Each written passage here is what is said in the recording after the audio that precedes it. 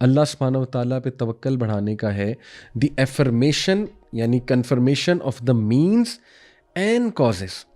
یہ پریکٹیکل طریقہ ہے کہ آپ کو یہ پتہ ہو کہ توکل صرف یہ نہیں ہے کہ بس اللہ پہ یقین کر کے بیٹھ گئے اور کیا کچھ نہیں. کرنا ہے آپ نے, ٹھیک ہے, کریں گے تو اللہ کی ذات آپ کو نظر آئے گی.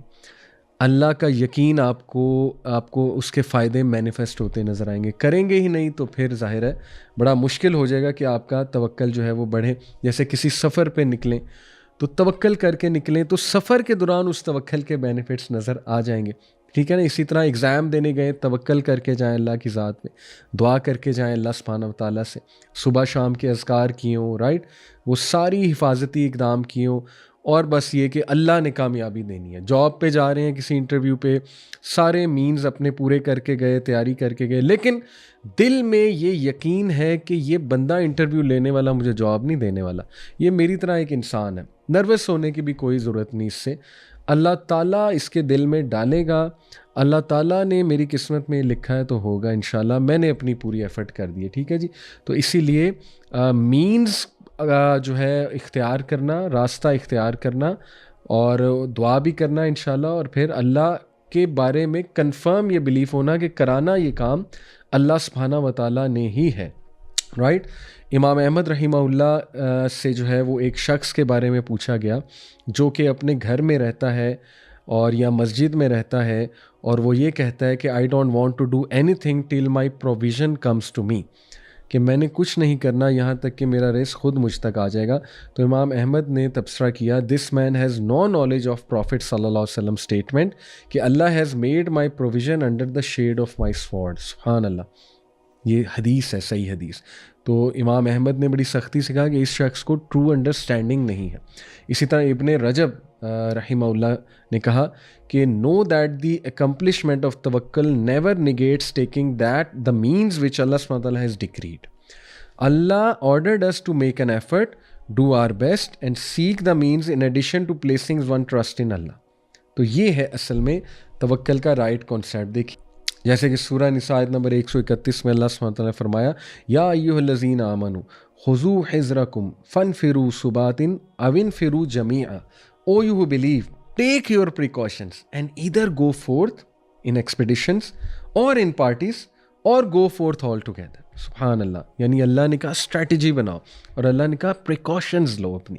تو یہ بہت خوبصورتی سے توکل کا کنسیپٹ یہاں سے ثابت ہو رہا ہے. اس طرح سورہ انفال میں اللہ کہتے ہیں کہ وَأَعِدُّوا لَهُم مَّا اسْتَطَعْتُم مِّن قُوَّةٍ وَمِن رِّبَاطِ الْخَيْلِ تُرْهِبُونَ بِهِ عَدُوَّ اللَّهِ وَعَدُوَّكُمْ and make ready against them all you can of power, including steeds of war, to threaten the enemy of Allah and your enemy and others beside whom you may not know but Allah does know.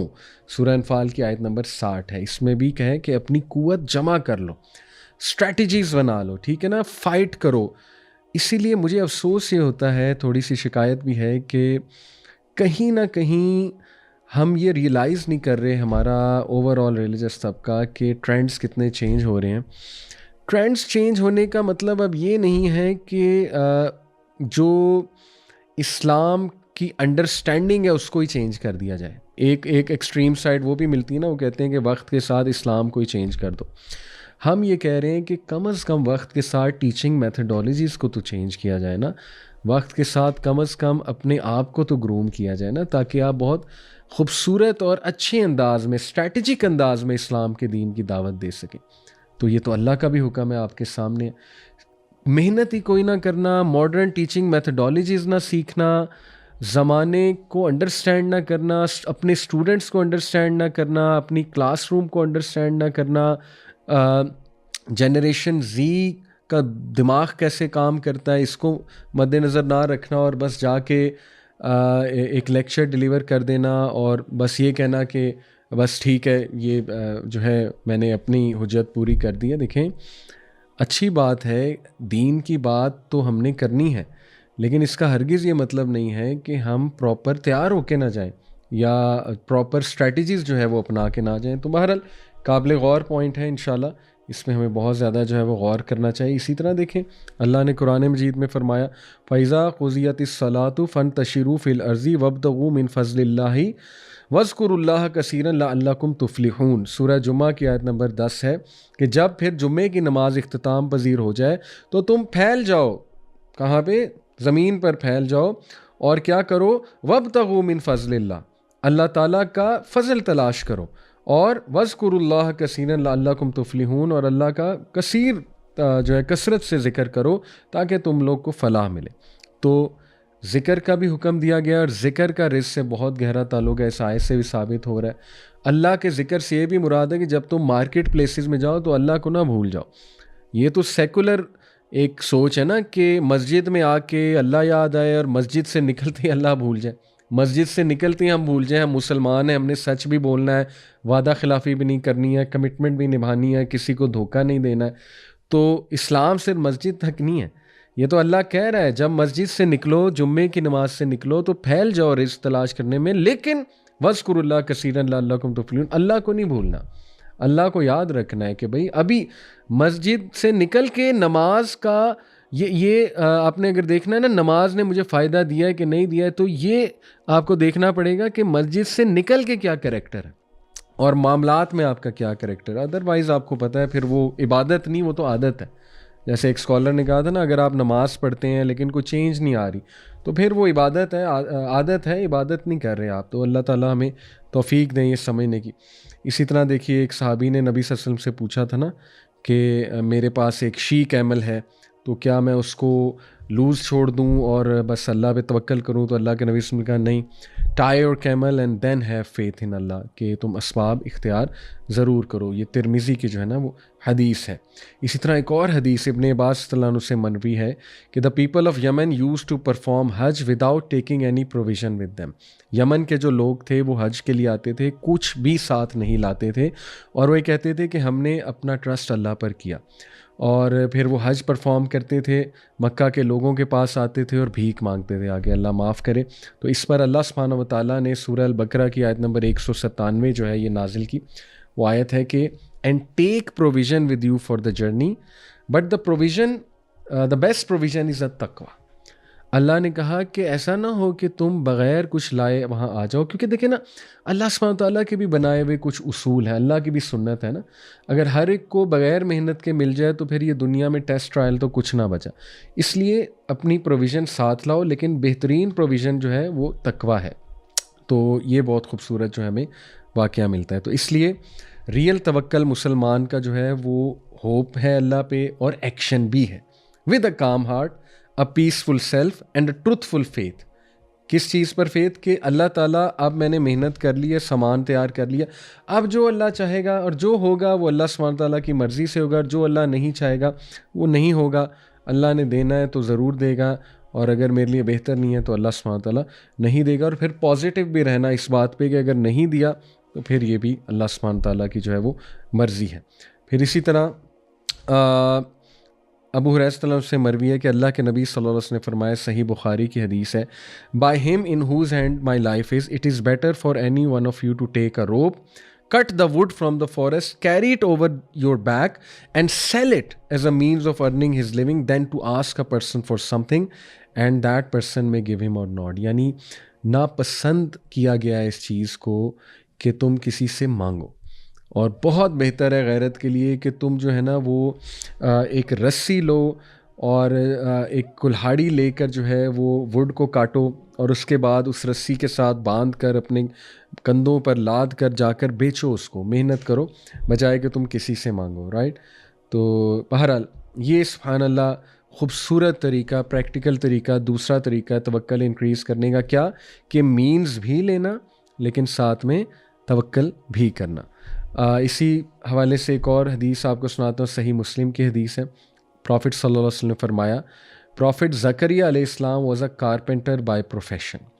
یعنی زکریا علیہ السلام نے بھی محنت کی ہے, carpentry کی ہے. ٹھیک ہے.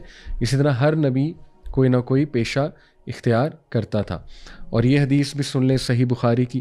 نبی صلی اللہ علیہ وسلم نے فرمایا, no one has eaten better food than that obtained through the hard labour of his hands. سب سے بہترین کھانا وہ ہے جو ہارڈ ارنڈ ہو, خود اپنے ہاتھوں سے ارن کیا ہو محنت کر کے. پروفٹ داؤد علیہ السلام would never eat except from the earnings of his own labor, manual work. سبحان اللہ, حضرت داؤد کا تذکرہ ہے, ٹھیک ہے. تو ایسے اللہ نے ان لوگوں کو رتبہ نہیں دیا.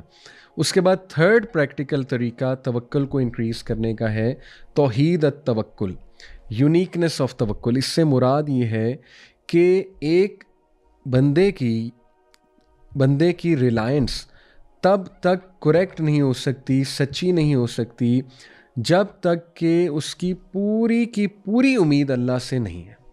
یعنی بیچ میں تھوڑی بہت امید کہیں اور ٹلٹ ہوئی. آئی انڈرسٹینڈ انسان ہیں اور کمزور ہیں, شاید یہ پرفیکشن کا درجہ ہم میں اس طرح نہیں ہے جیسے انبیاء میں تھا, لیکن بینچ مارک ہمیں ہائی ہی سیٹ کرنا ہے نا.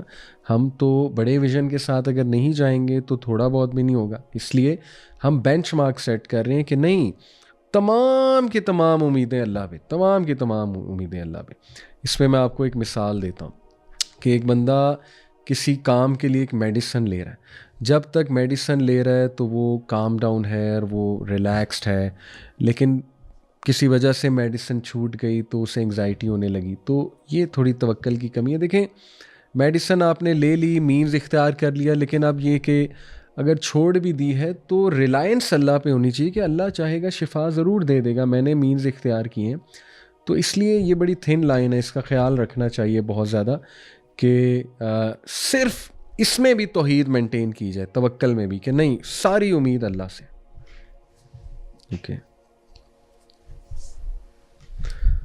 اور اس کا ٹیسٹ یہ ہے چیک کرنے کا, لٹمس ٹیسٹ جسے کہتے ہیں, کہ آپ کے دل میں, آپ کا دل اس بات کی گواہی دے دے گا کہ تو آیا صرف اللہ پہ یقین کر رہا ہے یا کر رہی ہو, یا اس انسان سے بھی کچھ امید تمہاری جو ہے وہ جڑی ہوئی ہے. ٹھیک ہے, تو یہ ہے مشکل کام, بٹ یہ بہت زبردست درجہ ہے. نمبر 4 پریکٹیکل وے ہے سیکنگ ہیلپ فرام اللہ سبحانہ تعالیٰ in bringing piece, commons and tranquillity. تو توکل کا پریکٹیکل طریقہ ہے اللہ سے دعا کرنا. دعا نہیں کریں گے تو توکل کیسے آئے گا؟ ٹھیک ہے, تو دعا ہم نہیں کرتے. بہت سے لوگ اللہ معاف کرے اتنے ڈی موٹیویٹیڈ ہیں, دعا بھی نہیں کرتے. تو کچھ کر کے اپنے آپ کو منا کے, اٹھا کے, زبردستی ہاتھ اٹھا لیا کریں. یہی دعا کر لیا کریں کہ اللہ مجھے دعا کرنے کی توفیق دے دیں, میرا دعا کرنے کا دل نہیں کرتا. تو کریں اللہ سے, یہ دعا کریں انشاءاللہ, لیکن دعا کرتے رہیں اللہ سبحانہ تعالیٰ سے. یہ بہت زبردست طریقہ ہے توکل کا.